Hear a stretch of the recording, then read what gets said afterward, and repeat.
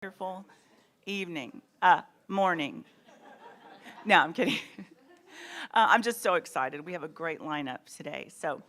I'd like to remind you of our core values. And we have been looking at these core values, and we really do believe in these core values. And I think you'll see it in all the things we do with our philanthropic and volunteering and the work we do in our community. It's very, very good and very much needed, especially at this time. I would like to just share one thing that happened recently. I was talking to someone, and they just were not agreeing with me, and they got all mad and started going like, "Nah," to me.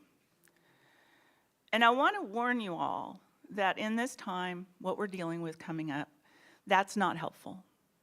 We all have our own opinions. We're allowed to have our own opinions, and we need to be sure we respect everybody else's. I'm not saying it wasn't anybody in this room, but just as we move into this next few weeks and the next few months, let's remember that we are all humans. We all coexist on this planet together, and let's do our best to understand one another, okay? All right, so with that said, in my teacher voice, we're going to start with music today by Quinn. And Kory is a revelation, the steady pendulum of a land oil rig. He is tapped inspiration. Swinging twixt misery and pride with uncanny awareness, he knows the exact point where two disparate paradigms collide. He speaks of our reliance on fossil fuels, corrupt political leaders, and fear. The perfect rallying cry for humanity. From the heart of a working man, Quinn.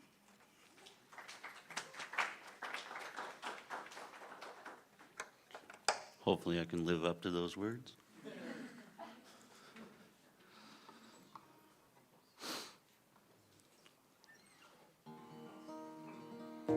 So here's a song about a hurricane lamp. It's a good symbol for hope.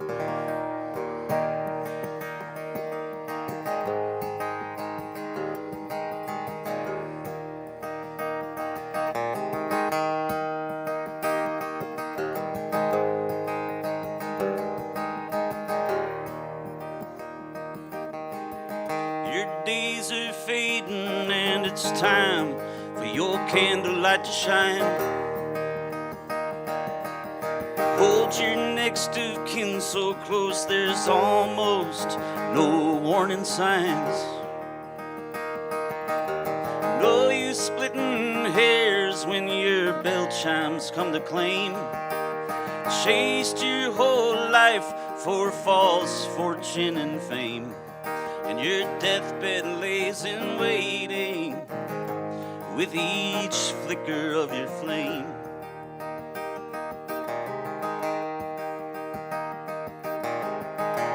You were lonely when only shadows are your friends. You embrace them for their empty strength over and over again. No use chasing coat if life is but a game.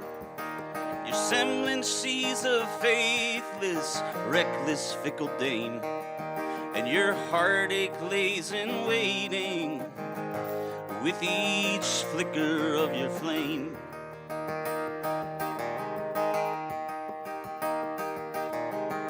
Our ways are weary and a needed change is at hand. You can't put your finger on it when each moment is lost in a grain of sand. No use hunting ghosts through broken window panes. Take your fear and anger and cast them to the drain. Your revival lays in waiting with each flicker of your flame.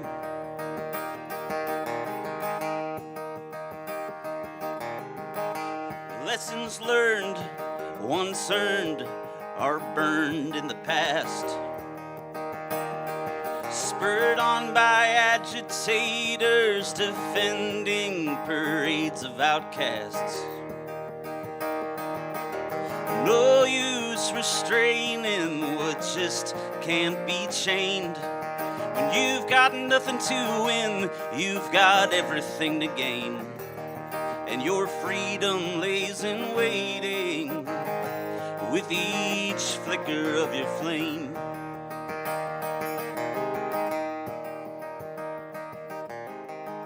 Our troubles and trials will leave us with one simple choice: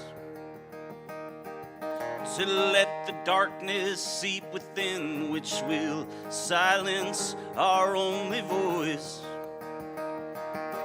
or push away the pain and touch to turn the page.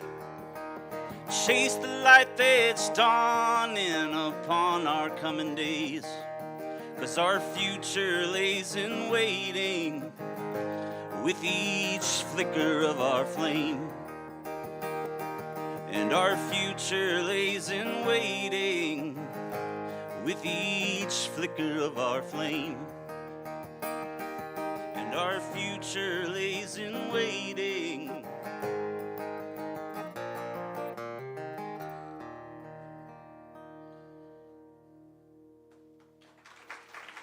Amen.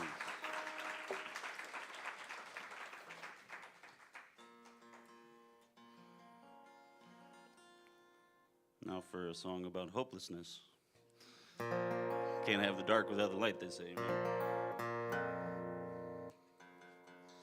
So this one's about our very complicated immigration policies. It's called On the Borderline.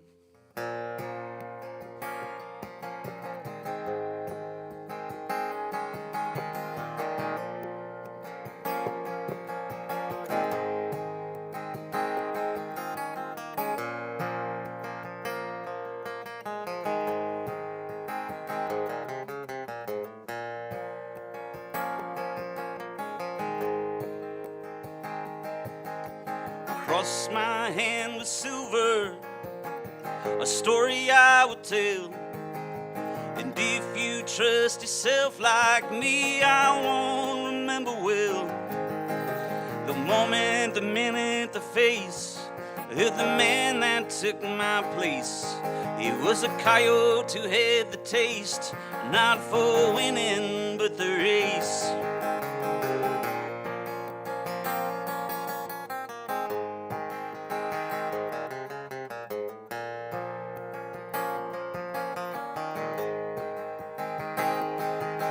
And the queen of the night shook her petals to bloom, to fall in grace upon her tomb at the temple of the moon. And as the shots rang out when she took off from the mount, and her sins, though weren't many, they all did count. Under the desert sky near the Rio, I'd hear a coyote sigh. On the borderline, on the borderline, on the borderline.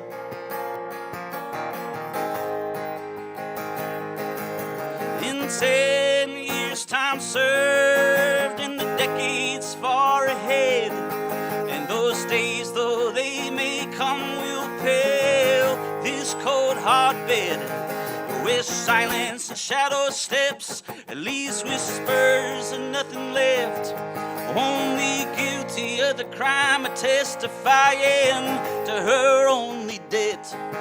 Under the desert sky near the Rio, I'd hear a coyote sigh. On the borderline,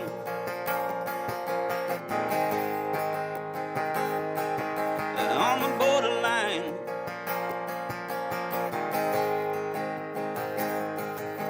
As the desert sand sweeps themselves to sleep, while she is lowered deep in the red clay's hard for her blood to seep, like the rain leaves little for to keep.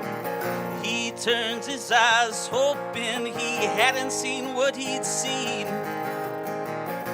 and walks away wishing this was but a dream. Under the desert sky near the Rio, I'd hear a coyote sigh. on the borderline, on the borderline, on the borderline. Under the desert sky near the Rio Wide, hear a coyote sigh, you know someone died.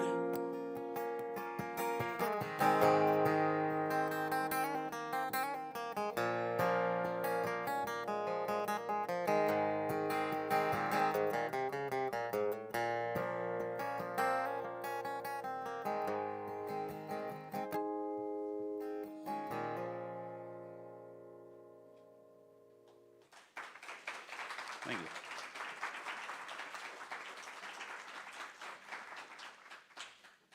Thank you so much, Kory, and we will hear more later on. Right now, we need to take a quick coffee break because, but come back 5 minutes because Paul has a hard out at 11:30. So, everybody, real quick, 5-minute coffee break. Visit really quickly, grab a snack, and come back in. Okay? So how Paul Hope Cabarets got started is while I was at the Alley, usually we'd have the end of summer chills and the first fall, the rehearsals for the first fall show. And so usually during that time, I had a relationship with Casa in Fort Worth at that time, and I'd bop up to Casa to do a show. And there was even, in my early years at the Alley, they weren't giving me all that many shows to do. And so there was one year I was in Fort Worth longer than I was in Houston I was just constantly going up there. But at any rate, one year they didn't have anything for me. And so I was sitting here with 5 weeks on one-man shows at Ovations. My first accompanist, Glennie Scott, is sitting right here. And so she survived. And the experience. And I thought, well, I could do that, but something I'd always wanted to do, because it's one of my favorite shows, was to do a concert of Stephen Sondheim's Follies, but use local luminaries and performers in that show, something that would have resonance for a Houston audience. And also because I wanted to play the male lead. And so I knocked out sort of my dream cast and got on the phone, and I called Ovations in Rice Village and booked 2 nights. And the more people I called, the more people said yes. You know, it was, so it wound up being a who's who of performers who had put Tuts on the map, Christian Grand Opera on the map. I even had like Bill Hardy from the Alley, who had put the Alley on the map. Was in it. And we did 2 performances. Well, we did a press release, and Everett Evans in the Chronicle did a blurb in the Sunday supplement, and we were sold out in 48 hours. You couldn't get in. And then Everett reviewed it. It was a posthumous review. We weren't, you know, it was only, we were closed. It had already happened, and he reviewed it and said, this needs to be done again, hopefully downtown where more people can see it. So we had given the money for performances to the AIDS Foundation of Houston. I thought we would need to have their name on our poster to sell the thing. Well, no, there are a lot of Follies freaks in Houston, and also with that cast. And so I was approached by the Center for AIDS Hope and Remembrance Project saying, if you're going to remount it, we might at the Alley on a Monday night, and the place sold out. We had to hold curtain. There was such a crush at the box office. And so then we decided to do something every year. And this, you know, City Center Encores in New York was in existence by then. And they do concerts of musicals that couldn't sustain a revival on Broadway, usually. And so I thought, well, why don't we have a Houston version? I started doing concert staging of neglected musicals on an annual basis, and we eventually became first we were under the umbrella of the Center for AIDS, and then they decided they'd just fool with it anymore. But so we became our own nonprofit, And by then, we were called Bayou City Concert Musicals. And we started off doing the shows at Ovations and then remounting them at the Alley. That happened for one other year, and then we moved to Zilka Hall at the Hobby Center, and then got out of Ovations entirely because I did a musical that was all senior citizens, and I thought, Ovations is too crowded. One of them's going to trip, fall, and break a hip. So we better get out of Ovations. So at any rate, during this time, Bayou City Concert Musicals was in existence for 14 years. And during that time, I thought, well, maybe we should have a fundraiser. And we always gave funds to a local nonprofit. So we gave money to charities. But I thought maybe we need a fundraiser to fund the fundraiser.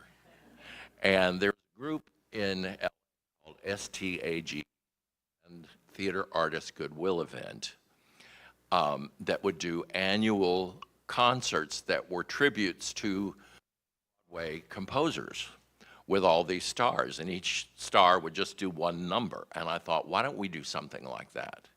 And so that's how I started putting cabarets together.